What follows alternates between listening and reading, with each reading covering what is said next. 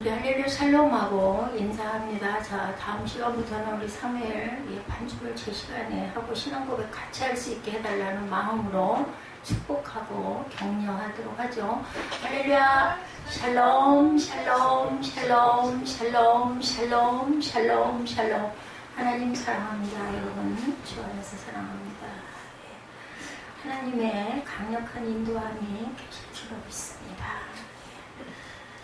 제가 이제 깨끗이 시켜서 옛날 얘기하면서 간증할 시간이 반드시 오리라고 저는 확신합니다.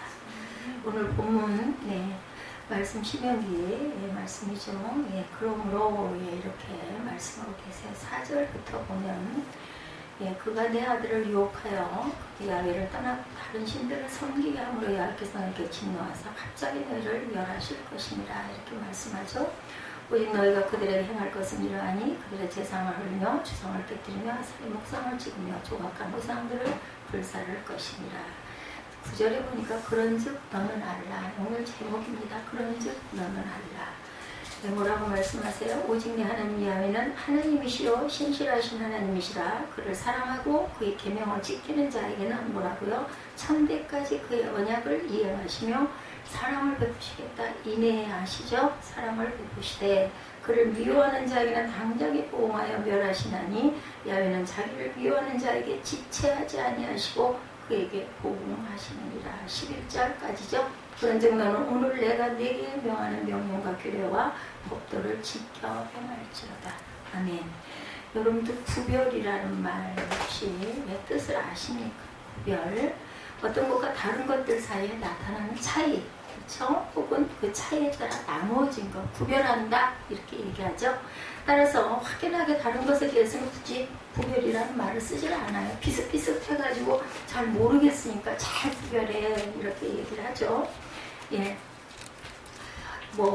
저는 회를 못 먹고 좋아하지 않지만은 그 얘기는 들어봤어요. 어느 게 도다리인지 어느 게 광어인지 모른다 이런 얘기 아주 많이 닮았나 봐요. 그래서 좌광 우도 이렇게 말한다고 합니다. 우리가 있는 방향에서 눈이 왼쪽으로 향한 것이 광어고 오른쪽으로 향한 것이 도다리다 이렇게 구별한다고 합니다. 근데 이 광어와 도다리보다 더 구별이 안 되는 것이 그래서 외국 사람들이 보는 동양 사람들, 서양 동양 이렇게 얘기하죠. 그 전에 서양 사람들 이런 얘기, 양코백이 서양인 이렇게 얘기했죠. 우리 보고는 동양인이라고 말하죠. 대통령들이 콜롬비아, 페루, 칠레, 브라질 등 중남미 4개국을 자주 순방을 한다고 그래요. 근데 이 나라는 대부분 스페인어를 사용해가지고 인종은 백인과 인디오의 혼합이라고 합니다. 백인과 흑인 혼혈, 인디오와 흑인 혼혈, 그리고 스페인을 비롯한 유럽 출신 백인들의 후손들로 구성이 되어 있다고 그러는데 대통령이 중남미 순방에 맞춰서 한 인터넷 칼럼니스트는 중남미인들이 한국인, 일본인, 중국인들을 어떻게 구분하는가 하는 재미있는 글을 올렸다고 그래요. 그들이 한중일을 구별하는 방법은 중국인의 경우 뭐라 그래요? 3개국 중 어떻게 구별하는 방법 혹시 아세요? 중국인, 일본인, 한국인 구별하는 방법 아시는 분? 그냥 들어오는 얘기. 여기는 필기하느라고 정신이 없어. 중국인, 한국인, 일본인 어떻게 구별 들어보셨어요? 틀려도 괜찮아. 뭐라 그래요? 머리가 중국인이 제일 크대요. 그걸 보면 중국인이라 안 돼요. 그래서 가장 크고 얼굴은 중국인이 넓고 코가 눌러놓은 것 같이 넓적하다고 합니다. 그리고 입이 넓고 입술은 크고 두툼해요. 중국인은 알 것 같아. 그죠? 그리고 중국인의 피부색이 가장 누렇다고 합니다. 한인종 중에 아주 가장 누렇. 일본인의 얼굴은 어떨 것 같아요? 갸름하죠? 좀 결하냐. 일본 남성들이 그렇게 이쁘대요. 그래서 우리 한국 남성보다 훨씬 샤프하고 이쁘다고 합니다. 그리고 약간 이렇게 얼굴도 가장 좋고 3개국 중에서 약간 튀어나온 눈이 상대적으로 덜 커 보인다. 그러면 어떻겠어요? 갸름하고 눈도 탁 커다랗고 나와 보이니 멋져 보이지 않겠어요? 그리고 한국인의 얼굴은 사각에 가깝고 광대뼈가 상대적으로 많이 튀어나왔고 눈은 3개국 중 가장 적은 편이고 눈꼬리가 위로 향하고 입술은 얇은 편이다. 입술 얇은 사람 우리 교회에 한 사람 있죠. 그래서 항상 루즈 바를 때 펜슬을 아래로 싹 뒤에 그려가지고 또 해놓으면 또 아주 멀쩡하게 또 이뻐 보이더라고요. 아니, 그때 작아서 밉다는 얘기는 아니에요. 네, 정말 입술이 생기다 말하고, 네, 큰 딸은 또 입술이 너무 커가지고 그래가지고 그걸 가지고 웃었더니 막내딸은 아주 조그맣게 나온 그런 역사가 있었습니다. 예전, 한 40년 전에. 근데 이것은 어디까지나 중남미 사람들이 한중일 구별하는 방법이었다고 합니다. 뭐 오늘은 뭐 그렇지 않은 경우가 많죠.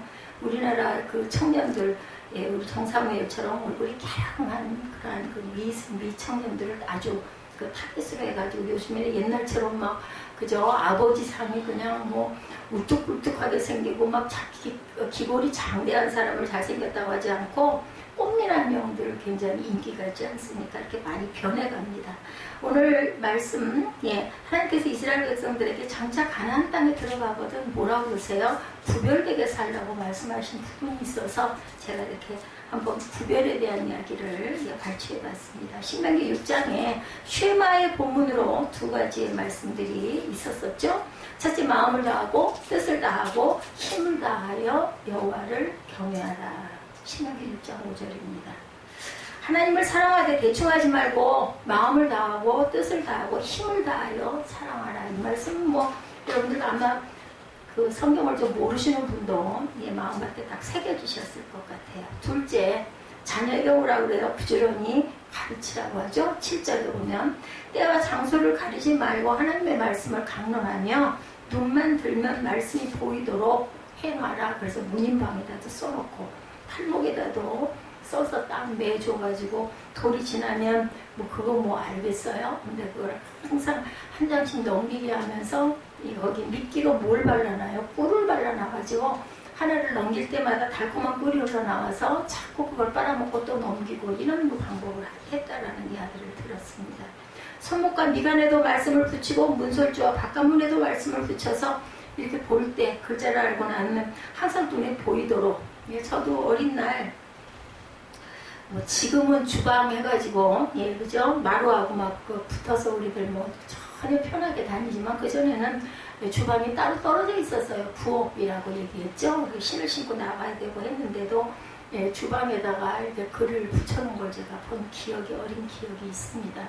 글자를 붙여놓으면 보게 돼요. 그리고 외우게 되죠. 그래서 참 좋은 것 같아요. 그리고 나중에 제가 또 신학생 됐을 때도 이렇게 딱 한 장씩 넘기는 건 묵상 말씀, 그거를 딱 눈에 보이게 해서도 놓고 항상 그걸 묵상을 하고 읽었는데 상당히 좋은 것 같습니다. 여러분들 되도록이면 찬양을 꼭 틀어놓으시기 바래요. 집이 특히 많이 비어있는, 요즘엔 그렇잖아요. 다 직장인들이 오르기 때문에 영적인 악한 영, 사단의 영, 우리는 그 세상에 살고 있기 때문에 찬양으로라도 그 찬양 전체가 거의 다 하나님 말씀에서 기준으로 만들어진 그러한 그 가사를 갖고 있어서 우리가 늘 기도하지 못하고 말씀 묵상을 늘 못하는 대신에 찬양 틀어놓으면, 우리 구역에는 시편들이 다들 곡조가 있는 그런 기도였잖아요. 이런 것처럼 저는 굉장히 좋을 것 같습니다.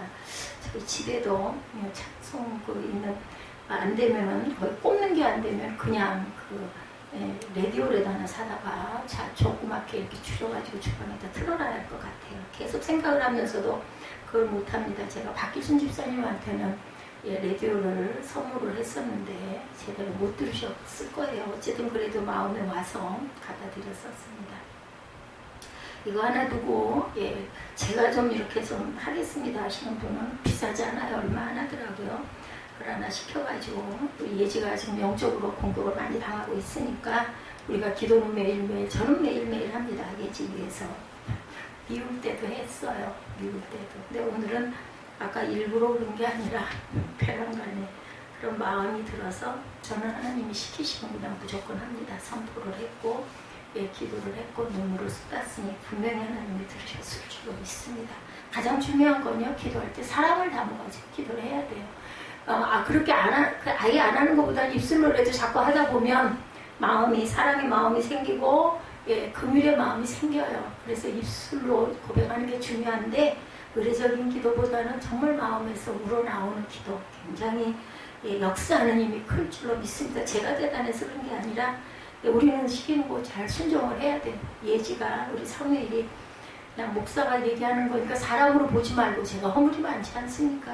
그렇더라도 얘기하는 거 말씀에 그냥 자꾸 순종을 했더라면 이렇게 고난을 당하지 않을 텐데 그러지 못하고 자꾸 사람의 모습을 보다 보니까 제가 부족하죠.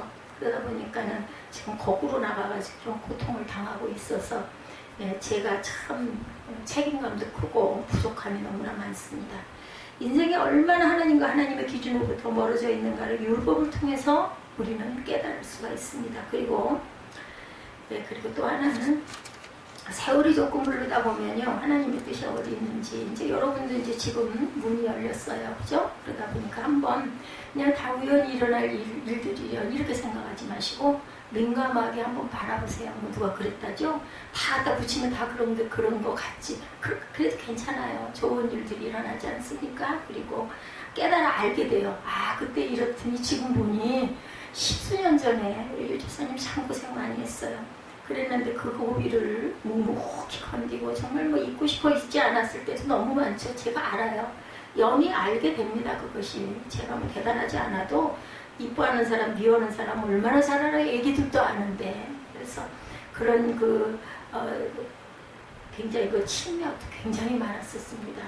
근데 그 고비를 정말 가기 싫은 길 억지로 어쩌지도 못해서도 하고 그래도 그냥 어쩔 수 없어서 아니면 참아 못해서 그걸 견디고 오니 오늘날 같은 날 또 앞날도 좋은 일들이 많이 있을 줄 믿습니다. 근데 여러분들 가는 과정이 그렇게 꼭 항상 평탄하지만은 않다라는 것. 우리는 너무 마지막 그것만 자꾸 생각을 해요. 근데 과정에 어려운 험난함 분명히 있다라는 것. 내가 기업을 하든 직장에 있든 아니면 공부를 하든 그죠? 항상 그 고비를 잘 어떤 마음으로 평강한 마음으로 여유 있는 마음으로 두려워하지 말고 겁내지 말고 놀라지 말고 저는 여호수아서 말씀이 참 좋아요. 그래서 요즘에 새벽에 여호수아서를 또다시 3번째쯤 되는 것 같더라고요. 그러니까 2018년도에도 있고 17년인가 16년에도 있고 그래가지고 또 그래도 또 새롭게 이 말씀을 제가 전하면서 스스로 은혜를 받습니다. 정말 두려워하지 말고 놀라지 말라. 하나님이 주신 말씀 모세가 다시 또 여호수아에게 강하고 담대한 믿음들 가지시고 우연히 일어나는 일은 없어요. 예지않게 일어나는 이런 일들도 아마 이 다음에 크게 쓰임을 받는 그런 간증거리가 되리라고 믿습니다. 그리고 그 다음은 하나님의 기준, 하나님의 형상을 우리가 회복해야 되죠. 율법을 통해서 내 자신을 돌아보고 거울에 비춰보고 깨닫고 그 다음에 하나님의 형상을 우리가 닮아가려고 노력을 하고 회복해야 되는데 그 방법은 하나님을 경외하고 하나님을 사랑하는 것이라는 거예요. 뭐예요? 공의 하나님을 경외하고 인애의 마음, 사랑의 마음. 그래서 하나님을 사랑하고 이웃을 사랑하면 뭐라고 그래요? 모든 율법을 이룬 것이라고 얘기하죠. 이웃 사랑하기를 잘 할 수 있으며. 그래서 예제해 주신 하나님의 말씀 뭐라고 그러셨어요? 원수를 사랑하라. 그래 막 끔찍하다고 다른 카드를 뽑았는데 이럴 줄 아셨던 거예요. 그리고 긍휼이역이라고 말씀하죠. 섬기라고 말씀하죠.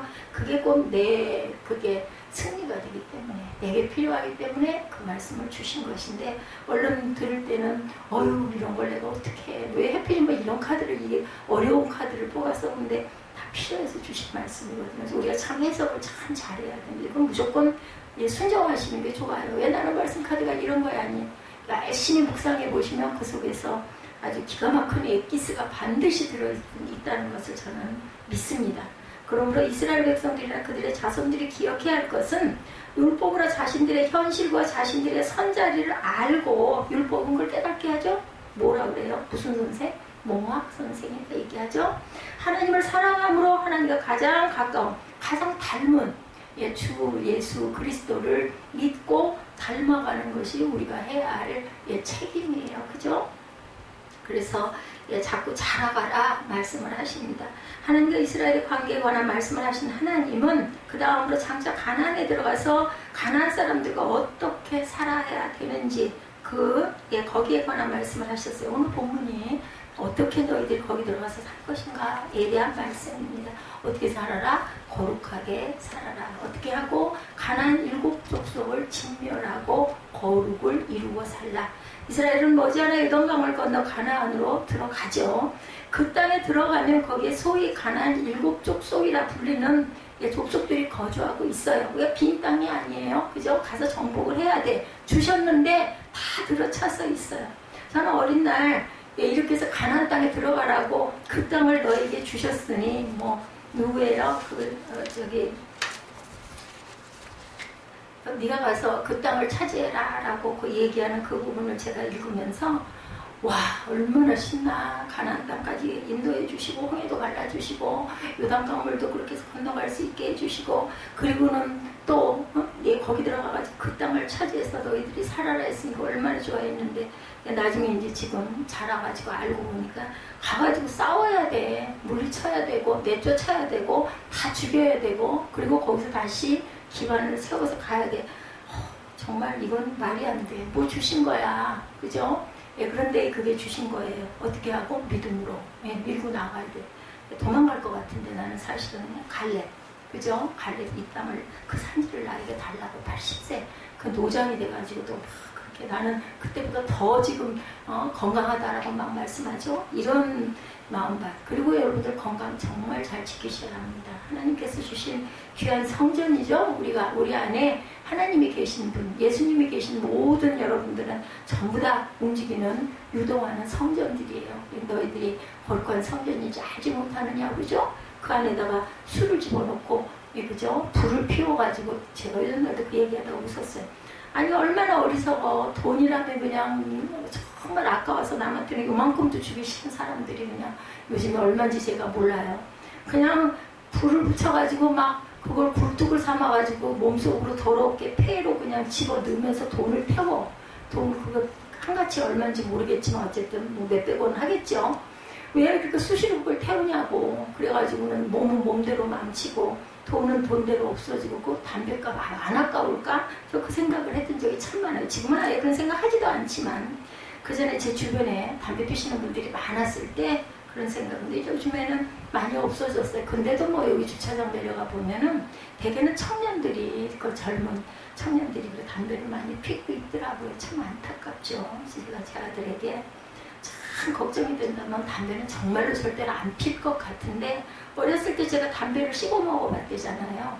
담배를 피는 걸 잘 모르고 아주 어렸을 때 초등학교 때 화장실에 들어갔는데 담배가 있더래요. 그래가지고 그거를 입으로 깨물어 먹거나 얼마나 쓴지 그 다음부터는 아주 담배라면 고개를 덜레덜레 흔들어.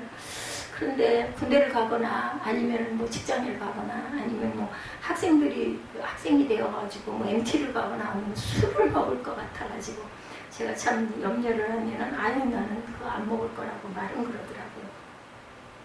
자 이런 하나님의 나라 운동을 펼치실 가나안 땅인데 거기 거주했던 종족들은 우리네랑 다르다는 거예요. 우상숭배를 하는 그런 사람들이기 때문에 이스라엘 할 일은 그들을 몰아내는 일과 그들의 모든 것을 없애고 거기에 새로운 나라, 새로운 문화를 건설하는 것이었습니다.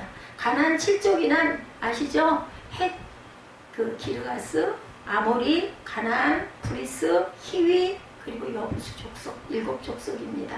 근데 그 사람들이 굉장히 장대한 그런 거 거인족이라고 나와 있죠. 이들은 이스라엘 백성들보다 숫자도 많고 힘도 강한 백성들이다. 1절에 증거합니다.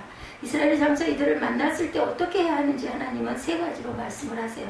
지금 그걸 왜 그 옛날 구약 3000년 전 얘기를 왜 저희한테 하세요? 근데 오늘날 저와 여러분의 생활 가운데 이런 일들이 일어나고 있다는 것을 잘 아실 겁니다. 하나님은 가나안 7족속을 조금도 불쌍히 여기지 말고 철저히 진멸하라. 저도 성경을 모를 때는요. 아이고 어떻게 그 생명을 다 죽이래. 그리고 그 짐승은 무슨 죄가 있다고 그걸 다 죽이래. 다 불태우래. 너무나 아깝지 않아? 이렇게 생각을 했는데 그 이유가 있으시죠. 우상에 물들지 않게 하려고. 그런데도 다 쫓아내지 못하고 결국은 섞여서 살면서 우상 숭배를 하게 돼가지고 또 그냥 호세아가 외치고 이사야가 외치고 너희 그러다 죽는다고 하다 그냥 남 유다와 북이스라엘 다 멸망하는 그런 일들을 당합니다. 그죠? 그때는 그들을 진멸할 것이다. 2절에 보면 여기서 진멸하다는 말은 철저히 죽이다는 뜻으로 어미와 새끼를 함께 죽이는 그 뭐예요? 한 문자 보면 아주 전부 다 죽이라는 것. 이 명령은 잔인한 학살 명령처럼 보여요. 그냥 성경의 PP를 저처럼 얕아가지고 몰랐을 때 뭐 지금도 뭐 아는 거 없습니다. 그냥 말씀해주는 단어 의미에서 너무나 감사를 느끼기 때문에 그 깊이는 뭐 몰라도 그냥 하나님의 은혜다 저는 이렇게 생각하고 전합니다. 중요한 구속사적인 의미가 담겨 있는데 가나안 정복 전쟁은 하나님의 공의를 실현하는 성전, 이 교회 성전이 아니라 전쟁인데 하나님이 하시는 전쟁을 성전이라고 얘기하죠. 하문자로 보면 풀이가 돼서 옥도 목사님들은 막 여기다 쓰시면서 이 성자, 거룩할 성자, 그 전쟁할 때 전자, 그 전자, 죄와 사탄의 왕국을 철저히 섬멸하고 하나님 나라를 건설하라는 과정.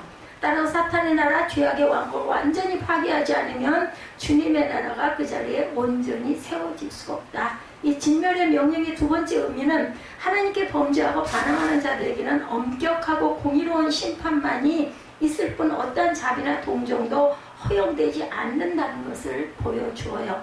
마태복음 24장 40절에서 44절에도 증거하고 있습니다. 따라서 이스라엘은 자기 전쟁이 아닌 하나님의 심판을 대행하는 자로 이 진멸의 명령에 순종해야 돼요. 여러분들에게 기회가 옵니다. 기회가 오는데 그것을 믿음으로 순종했을 때 열매가 맺히는 거예요. 아니 나는 못 믿겠어. 아이고 그런 게 어딨어. 그러면은 그냥 지나가 버린다라는 거죠. 기회라는 거는 뭐라 그래요? 그냥 순간적으로 순식간에 지나간다 이런 이야기가 있죠. 가나안 7족에 대한 하나님의 두 번째 명령은 그들과 어떤 언약도 하지 말아라. 섞이지도 말고 불쌍히 여기지도 말고 그들과 절대로 결혼을 해서는 안 된다. 여기서 누가 이렇게 해서 망했어요? 솔로몬이죠. 그 지혜를 그렇게 주시고 그죠? 뭐 잠언에 전도서에 아주 기가 막힌 그러한 그것을 쓰신 그러한 그 솔로몬도 결국은 이방 여인들에게 빠져가지고 결국은 멸망하지 않습니까? 이거 꼭 지켜야 돼. 하나님이 하지 말라는 거. 혼인하지도 말고 불쌍히 여기지도 말고 섞이지도 말아라. 불쌍히 여기지 말라는 말은 가나안 족속들의 죄에 대하여 단호한 조치와 철저한 징벌을 명령한 거지 일반적인 동정이나 자비심까지 언급한 것은 아니라는 것을 또 우리는 알아야 됩니다. 뭐라 그래요? 죄는 미워하되 사람은 미워하지 말라고 그러는데 참 그게 잘 안 돼요. 그 사람 죄를 보다 보면 막 사람 자체가 막 미운데 이게 없어져야 돼. 그러면 이제 혈기가 막 나가지고 막 사람을 때리고 그죠? 막 욕하게 되고 이 부분을 비워야 돼. 저도 이 고백에 지금도 온전치 못하지만 이 고비를 넘느라고 6, 7년을 고생을 하고 세상에서 태어나서 그렇게 연소리를 많이 붙인 일은 없을 정도로 그렇게 새벽이면 기도하고 순간순간 올라오면 욕하고 그 반복을 5, 6년 정도를 했습니다. 특히 우상숭배에 대한 그런데요. 그거를 저지르게 한 하나님의 도구로 쓰셨는지 사단의 도구였는지는 모르지만 그렇게 해서 누군가에게 큰 상처와 건강의 상처, 정신적인 상처를 입힌 자도 하나님께서는 아시고 보십니다. 심판하시리라고 믿습니다.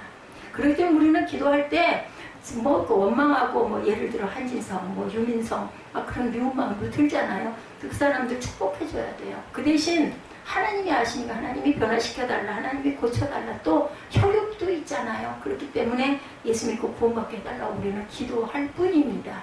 그럼 나머지는 하나님이 하시는 그 소관은 우리에게 있잖아요. 그 사람은 벌 줄 일, 상 주는 일, 이런 모든 것은 우리는 기도할 뿐이지 그걸 그 사람을 욕하고 미워하고 이건 잘못된 거. 저도 그리고 혼이 나야 되는 거죠. 혼이 나고 있지 않습니까 지금? 그죠?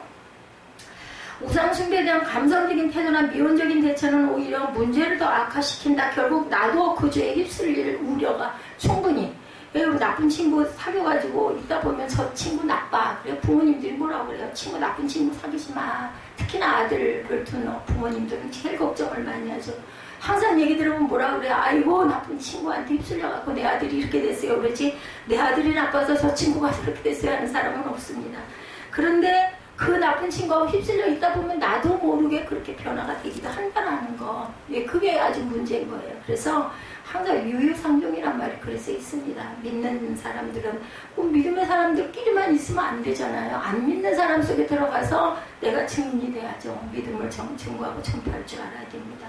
혼인을 금한 것은 후대 이스라엘이 이방인들과 결혼하면서 자연스럽게 그들의 우상숭배를 받아들였어요. 그죠? 열왕기상 11장 1절에서 8절에도 증거합니다. 그 결과 이스라엘 통일왕국은 분열되고 결국 망하고만 역사를 통해서 알 수가 있어요. 우리는 이스라엘 역사 속에 증거가 되어 있으니까 성경 안에 다 나와 있으니까 예레미야 52장 3절에서 6절에도 망한 역사가 나타납니다. 따라서 이것은 타락한 인간의 본성상 인간은 누구나 선을 따라 행하기보다는 악으로 빠져들 위험이 많다는 것을 알고 계시는 하나님의 예언적인 권면이라는 것. 여러분들 절대로 우연히 일어나는 일은 없습니다. 저는 이 세월을 좀 살다 보니 이제는 이제 그런 게 좀 보여요. 예, 그래도 뭐 혼동하고 그래도 쩔쩔매고 헤맬 때가 너무나 많지만 나중에 딱 보면 그때 그래서 이런 일들이 이렇게 일어나는구나, 이래서 그랬었구나라는 걸 깨닫게 됩니다. 그들과의 혼인은 집안의 우상을 끌어들이는 일이에요. 그죠? 집안을 망하게 하는 일이라는 거죠. 옆에도 갈 필요가 없어. 그죠? 그러므로 이스라엘은 가나안 땅에 거할 때 우상 숭배하는 가나안 족속과 절대로 혼인을 해서는 안 된다. 여러분들 안 믿는 분하고 결혼하시는 분들은 정신을 보통 사람보다 두세 배 더 차려야 됩니다. 왜냐하면 함께 살다 보면 나도 모르게 이렇게 물이 드는 경우가 있어. 내가 물들지 않으려고 해도 나도 모르게. 부부는 또 뭐라 그래? 닮는다고 그러죠? 같이 자고 같이 생각하고 같은 걸 보고 같은 음식을 먹고 같은 곳을 자주 다니고 이러다 보면은 이런 행동이나 신용이나 말투나 이런 게 많이 배요. 자녀들 어때요? 여러분들 붕어빵이란 말 하죠. 자라면서도 어때요? 버릇이 딱 아빠랑 똑같이 행동하는 걸 보면 들은 경우가 많습니다. 그렇기 때문에 안 믿는 배우자들은 정신을 안 믿는 배우자를 위해서 더 긴장을 하고 정신을 차려야 된다는 그 구원해야 되고 그게 사명이니까. 가나안의 딸들이 아무리 예뻐도 그들을 이스라엘 남자의 배필로 받아들여서는 안 되고 가나안의 아들이 아무리 능력이 있어도 그들을 사위로 절대로 삼지 말라. 아까 그 전민혁 형제 얘기 제가 했잖아요. 사명이에요. 예. 예지를 만나서 고등학교를 우연히 그 학교를 또 왔더라면요. 중학교 때 같은 학교였는데 그럼 양도였을 거고 하나님이 그렇게 딱 만들어 놔가지고 만나게 하고 그 친구가 믿음이 좋아서 얼마나 반가워하는지 몰라. 아주 그렇게 교회를 열심히 나간다고. 부모가 또 어떤지는 제가 모르지만 그리고 또 예지 이뻐요. 솔직히 말해서 아주 욕심꾸러기고 저밖에 모르는 애인데도 불구하고 그렇게 일편단심으로 걔를 그렇게 챙겨주고 위해주고 이거 하나님의 사명. 그거 감당하는 게 콩꺼풀이 씌었든 팥꺼풀이 씌었든 그냥 좋게 보이고 예쁘게 보이니까 하지 않겠어요. 억지로 뭐하러 해. 돈을 받는 것도 아닌데. 그렇기 때문에 그 친구 사명이다. 또 하나님이 그 친구에게는 뭔가 또 다른 어떤 복을 또 축복을 주시겠죠. 물질의 그런 게 아니라 영적으로든 어떤 부분으로든 하나님이 그것을 함으로 인해서 또 우리 사무엘이 반주를 열심히 하잖아요. 반주를 열심히 하면 사무엘이 기도하는 걸 더 잘 들어주실까요? 안 들어주실까요? 뺀질뺀질거리고 늦잠 자고 안 일어나고 제대로 봉사도 안 하고 그런 거 이쁘겠어요? 그럼 똑같은 거예요. 그러면 이제 혼나고 벌 받을 수도 있는 거죠. 왜? 온전하게 바르게 쓰게 하려고. 그거는 미워서 멸망하려고 하는 게 아닌 거예요. 여러분들 아시죠? 하나님께서 이스라엘의 가나안 7족속을 멸하라고 하신 것에는 여러분에게도 해당하는 영적인 메시지가 반드시 있다는 것. 다시 말해서 하나님께서 가나안 7족을 멸하라 하신 것이 어떤 영적인 의미를 갖고 있다는 뜻입니다. 죽이려고 하시는 게 아니라 새롭게 만드시려고 하나님이 역사하실 때가 너무나 많다는 거죠. 그리스도인들은 옛사람이 짓고 새사람이 된 우리는 새로운 피조물이라 이전 것은 지나갔으니 보라 새 것이 되었도다 하죠. 그러나 새사람이 되었다고 해서 완전히 새사람이 된 게 아니에요. 왜냐하면 이 세상이 사단의 세상이기 때문에 좀 변화됐어. 그러다 또 가다 보면 또 무슨 문제가 또 생겨. 그러다 보면 또 솔깃 마음에 아이고 이거 그런 것도 아닌 거 아니야? 또 그냥 세상 기웃도 그냥 좋아 보이니까. 요즘날 제가 설교 준비를 하다 보니까요. 그 짐승들의 귀와 눈이 사람들보다 엄청 많이 밝고 엄청 발달돼 있대요. 그래서 우리가 보는 것에 수십 배 정도를 개, 쉬운 예로 강아지 같은 경우에는 더 잘 듣고, 맞아요. 저도 예전에 거기 어디죠? 그 아파트 살 때 저기서 밑에 아래층에서 엘리베이터를 딱 누르면 그리고 엘리베이터를 타면은 저희 집에 있던 강아지 이름이 따지였거든요. 걔가 막 펄펄 뛰면서 막 꼬리를 흔들면서 막 문 열어달라고 난리를 쳐가지고 문을 열어주면 그냥 엘리베이터 앞까지 막 뛰어와가지고 저를 막 그렇게 정신없어 막 그렇게 좋을 수가 없어.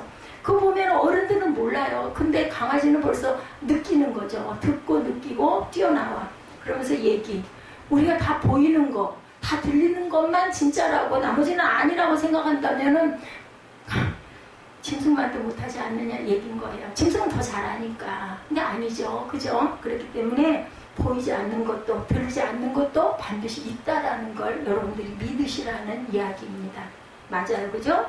그래서 그리스도인들은 옛 성품과 새 성품이 공존하는 복잡한 존재가 됐어요. 예수를 믿음으로 인하여 가끔은 헷갈리고 가끔은 도망가고 싶고 아니 내가 왜 예수를 믿어가지고 이것도 못해 여기도 못 가 뭐 이런 생각을 할 때도 있죠. 반면에 불신자들은 옛사람 속에 옛 성품을 가지고 있기 때문에 어떤 면에서는 일관성 있는 존재들입니다. 그러나 그 성도의 삶은 아주 복잡하고 어려운 때가 많다. 아니 뭐 어떻게 그 교회에서 말씀하시는 대로 세상을 어떻게 그렇게 살아. 그냥 말씀은 말씀이고 우리는 또 이 정도는 또 이래도 되지. 근데 그거는 아닌 거죠. 아주 헷갈리고 쉽지가 않다라는 거죠. 옛 성품이 우리 안에 남아서 지속적으로 우리를 괴롭히고 방해해. 그런 거 아니야. 세상 그렇게 했다가는 못 살아. 왜 나는 맨날 손해만 보고 사냐? 안 그렇게 살고 부자가 된 사람들도 많은데 보일 때 그런 사람들이 많이 보이니까 헷갈려. 이럴 수도 없고 저럴 수도 없고 하나님 말씀대로 했다가는 쫄딱 거지가 될 것 같고 그렇다고 또 세상 막 따라가자니 마음에 그죠? 부담이 좀 되고 이런 아주 헷갈리는 삶을 살아갈 때가 많다. 어떤 때는 성자 같다가도 어떤 때는 추하고 부끄러운 죄인의 모습 내 모습을 제가 지켜볼 때도 이럴 때가 너무나 많습니다. 이런 면에서 가나안 일곱 족속은 구원받은 성도들 속에 남아있는 죄, 옛 성품을 가리키는 거죠. 예, 가나안 일곱 족속, 그 족속들이 우리 안에 있다면은 옛 성품, 더러운 죄가 우리 안에 있다라는 얘기. 20절에도 보면 이 가나안 일곱 족속은 뭐라고 어떻게 있다고 그래요? 숨어있다라고 나와 있어요. 그죠? 네, 볼까요? 한때 하나님 야훼께서 왕벌을 그 중에 보내어 그들의 남은 자와 너를 피하여 숨은 자를 멸하시리니 라고 말씀하고 있습니다. 악한 것들이 우리 안에는 스멀스멀 이구석 저구석 나도 모르는 곳에 남아있다. 예, 그렇죠. 우리 모두 예수를 믿었지만 우리 속에는 여전히 숨어버린 가나안 일곱 족속처럼 죄악들이 숨어있다라는 것입니다. 그래서 우리가 기도할 때 어떤 사건을 만났을 때 말씀을 들을 때 찬양할 때 이런 게 문득문득 저는 그렇던데요. 생각이 나고 회개가 나오고 눈물이 쏟아지고 감동이 나고 남들은 멀쩡한데 혼자만 눈물을 줄줄 흘리고 있을 때가 있어요. 뭐 울고 싶어서 울겠어요? 눈물이 많아서.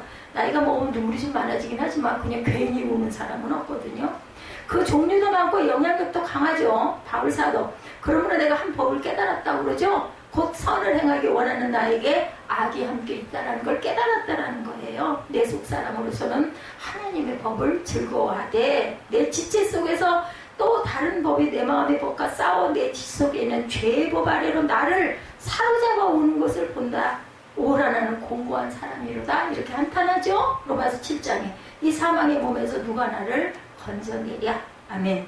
그러므로 가나안 족속을 멸하라는 말씀은 죄와 타협하지 말아라 이야기입니다. 오늘날 기독교의 문제는 외부적인 문제가 아니라 내부적인 문제일 수가 너무나 많다.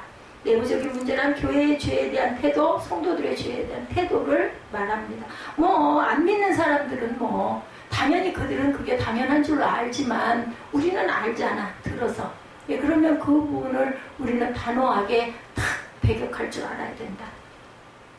많은 사람들이 죄를 그대로 방치하고 나고 죄와의 싸움을 심각하게 생각하지 않아. 그 정도야 다 그렇지 그렇게 안 하고 어떻게 세상을 살아. 이런 생각. 참된 성도는 죄를 그대로 방치하거나 죄를 묵인할 수가 없어. 마음이 자꾸 막 찔림이 와. 내가 이래도 돼. 불편해 죽겠어 아직. 그죠? 그래서 그것 때문에 갈등을 할 때가 너무나 많습니다. 하나님을 거역하는 죄, 십자가의 은혜를 무익하게 만든 죄. 그래서 막 그런 말씀들 하시죠? 예, 예수님을 십자가에다 2번, 3번, 수십 번 못 박노라. 내가 온전치가 못해가지고 성령을 침묵시키는 죄를 간직한 성도는 그 자체가 있을 수 없는 모순이라는 겁니다. 만약 저와 여러분의 마음에서 일어나는 죄, 생활 속에서 짓는 죄, 그리고 다른 사람과 이 땅의 죄에 대해 관심이 없고 죄로 인한 애통이 없다면 어쩌면 저와 여러분은 진정한 하나님의 백성이 아닐 수도 있다. 무늬만 크리스찬 일 수도 있다. 그렇기 때문에 우리가 거룩한 하나님의 백성은 죄를 용납할 수 없는 사람이기 때문에 우리는 그 부분을 단호하게 거부할 줄 알아야 되고 우리 마음에 갈등이 일어나고 유혹이 당연히 일어날지라도 주님 말씀으로 우리가 순종하고 승리하고 그건 내가 가져도요 결국 내게 안 돼요. 다른 부분으로 예, 더 공부하는 그런 상황이 되기 때문에 그런 부분은 내가 이익으로 챙길 생각을 말아야 된다는 거죠. 물질이라면. 또 정신적인 부분도 마찬가지입니다. 왜 그렇게 하는가? 두 번째 내용이 바로 이것을 말씀하죠. 하나님께서 가나안 7족을 멸하라 하신 것에는 이스라엘이 누구냐 하는 것과 직접적인 연관이 있습니다. 본문에 따르면 이스라엘은 네 가지 특징을 가지고 있는데, 첫째 이스라엘 백성들은 뭐라고 해요? 홀리 피플, 성민이다 이렇게 얘기하죠. 6절에 너는 야훼 내 하나님의 성민이라 거룩한 백성들이라는 뜻이죠.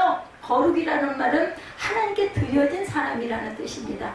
예, 그리고 예배를 위해 구별된 성물, 사물로 보면 즉 제사장, 성소, 지성소, 법궤 등에 사용된 말이죠. 사물. 그리고 맑다, 깨끗하다, 순수하다 등의 뜻으로 쓰여 있습니다.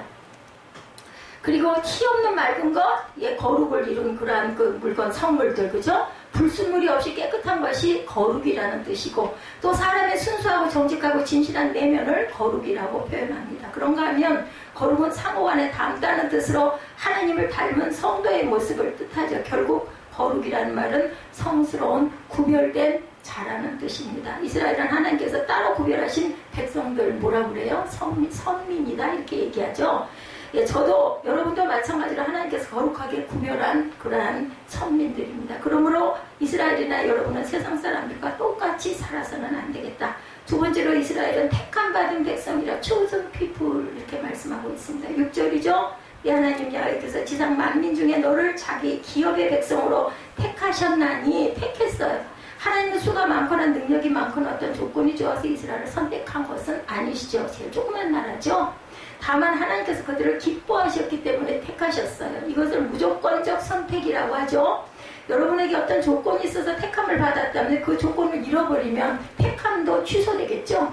예, 그러나 무조건적 선택이기 때문에 변치가 않습니다. 그러므로 놀라운 선택을 받은 자답게 살아가는 것은 지극히 당연한 일이다. 세 번째, 이스라엘 백성들은 하나님의 사랑받는 백성, 예, loved people이라고 말씀하고 있습니다. 8절이죠. 야훼에서 다만 너희를 사랑하심을 인하여 하나님이 이스라엘을 택하신 이유는 이스라엘을 사랑하셨기 때문이다. 오직 하나님의 은혜입니다. 예, 저는 그냥 할 말이 없어요. 하나님의 은혜.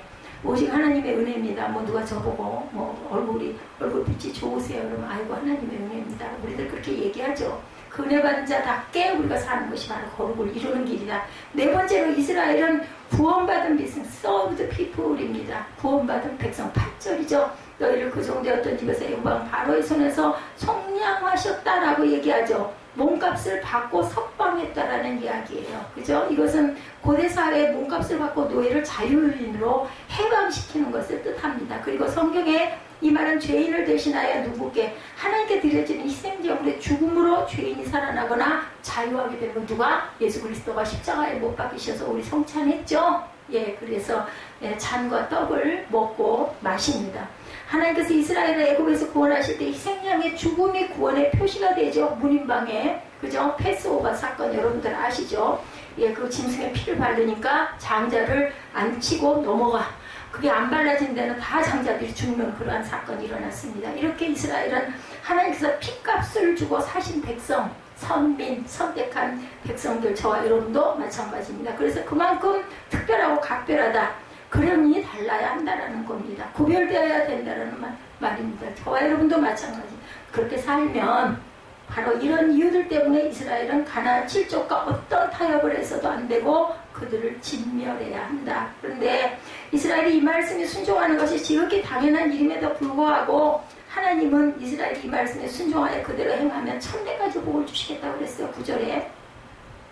그런즉 너는 알라 오직 내 하나님 야훼는 하나님이시오 신실하신 하나님이시라. 그를 사랑하고 그의 계명을 지키는 자에게는 천대까지 그의 언약을 이행하시며 사랑을 베푸시겠다. 인애를 베푸시겠다. 이것만이 아니에요. 12절에서 15절에도 보면 너희가 이 모든 법들을 듣고 지켜 행하면 내 하나님 야훼께서 내 조상들에게 맹세하신 언약을 지켜 내게 인애를 베푸실 것이라. 이거 답을 다 주셨어.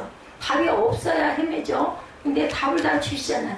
곧 너를 사랑하시고 복을 주사 너를 번성하게 하시되 내게 주리라고 내 조상들에게 맹세하신 땅에서 내 소생에게 은혜를 베푸시며 내 토지 소산과 곡식과 포도주와 기름을 풍성하게 하시고 내 소와 양을 번식하게 하시리니 내가 복을 받으니 만물보다 훨씬 더하여 너희 중에 남녀와 너희의 짐승의 암수에 생육하지 못함이 없을 것이며 야훼께서도 모든 질병을 내게서 멀리하사 너희가 아는 애국의 악질에 걸리지 않게 하신다. 병도 안 걸리게 해주신대요.